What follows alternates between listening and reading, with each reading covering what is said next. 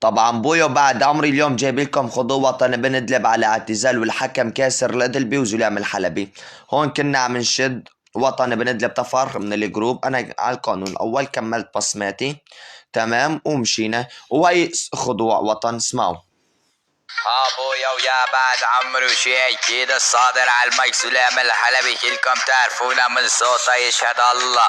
وحلقتنا اليوم تتكلم عن شد 60 ما بين الابطال الزعيم عقرب الحلبي وما بين وطن بن ادلب ويا بعد عمري، وبنقول تم خضوع وطن بن ادلب على يد البطل ابن البطل الزعيم العقرب الحلبي. وسبب الخضوع ان وطن بن ادلب شرد من الشد يا بعد عمري، ومعروف بالقانون الاول اللي يشرد من الشد ينطق بالنعال وينكب برا الجروب. وشي اكيد كان الشد على اعتزال الجو السوري بالاكمل، وانقفلت القضيه واليوم يومنا نحكم بعداله وعدل يا بعد عمري. تسيتشو طبعا هاي حساب وطن، شي ما يقولوا تزوير، تمام.